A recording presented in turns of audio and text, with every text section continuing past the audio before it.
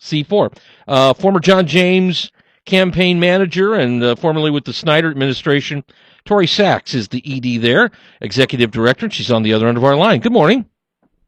Good morning, Dave. Thank you for having me. Well, you're welcome. Now, that was the run-up here. Are you guys the flip side of Progress Michigan, or is that kind of the role you see yourself playing on the conservative end of things as we go forward? It's a good question. I would say that this Michigan Rising action is really a response to the fact that Michigan has emerged as a key target for liberal activism and policies. And so what we're going to focus on is Michigan issues, and we'll utilize the America Rising system, which is a national group who's done this at the national level. And really, we're going to dig in and focus on state-level issues. We're going to aggressively define and lay out for people what exactly is being proposed and what it means for them personally. And I think that there's definitely an opportunity to do that in the policy-focused realm, and we're excited to get going. Now, coming on the American Rising side, and this has happened in Missouri, Colorado too, I think. Is that right? Yep. So these are states that are, these are states that have been fought over at the presidential level, electoral battleground state, and no question. So is that part of the strategy here too? Our strategy, like you said, we are a 501c4, so we're really focused on policy issues, on educating the public. What that means is running aggressive research on what issues will mean, and then making sure that we communicate that directly to Michiganders, individually, whether that's through digital, through news, those sorts of avenues. Will the messaging, and you say you're going to deal with policy issues here, will it come, though, through the prism of Trump, President Trump? Will that be a major overriding focus, or will there be times that you break away from lockstep agreement with where the president of the White House is going on a particular issue because of the way it aligns in the state versus at the federal level? What do you think? Well, we're not a political group, so we focus on advancing conservative principles. We fight for things like limited government, lower taxes, fighting government overregulation, strong national security. And I think that we would, support policies from anyone who agrees with our principles. What about debt? What about who don't? What about national debt?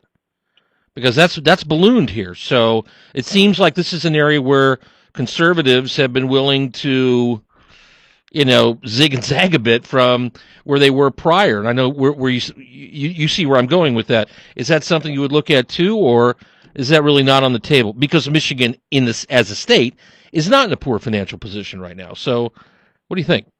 Well, I think it's a great question. I think it's definitely not really part of the policy discussion right now. Okay. At the state level, I think I heard you talking to Senator Lucido earlier this morning about the state budget. Yep. I mean, the state has been in great financial shape, like you said, for the past few years.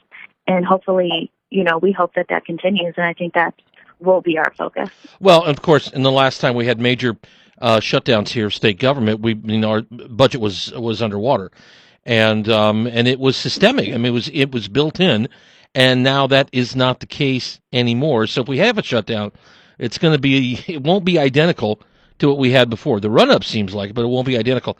Tell me about your background here, how that will help you in being the director of this particular, and the front person for this particular group, which is new.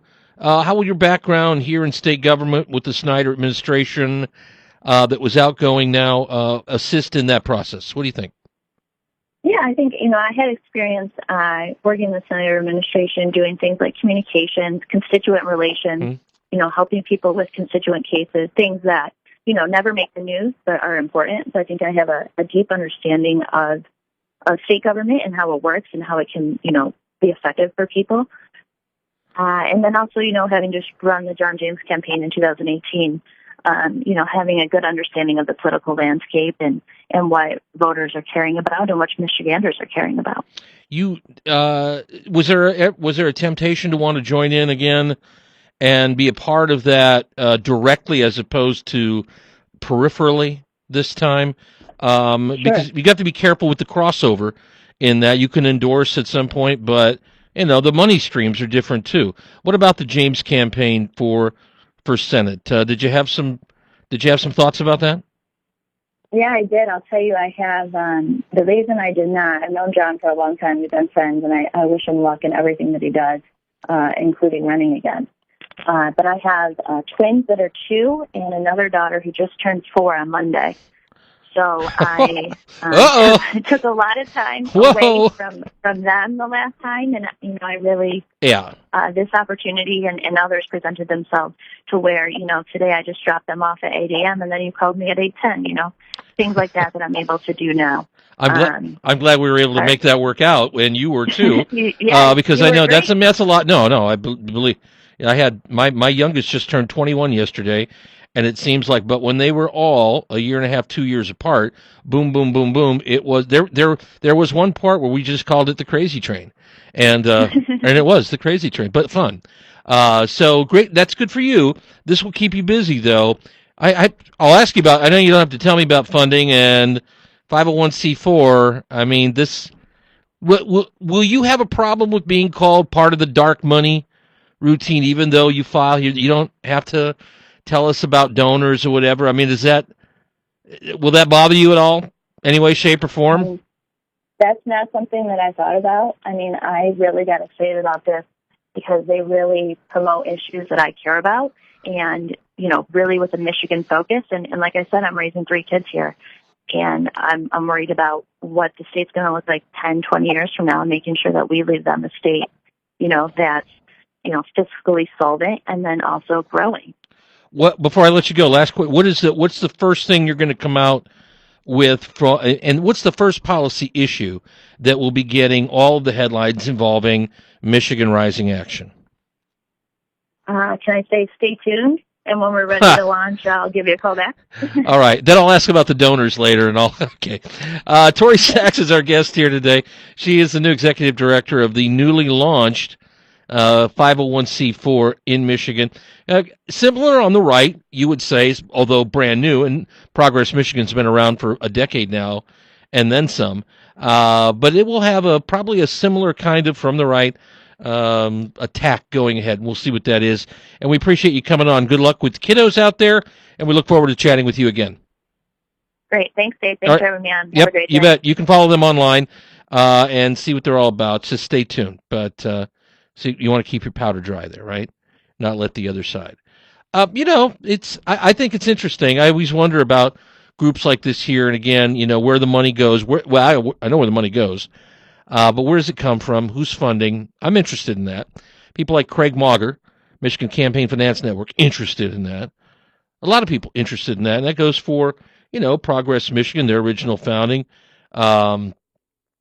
Think Progress is now kind of out of the picture at the national level. But sometimes those things run their course. The new player here, Michigan Rising Action, coming back. Morning Wake Up. We'll be talking the United States Census. This is 1320 WILS. I need results.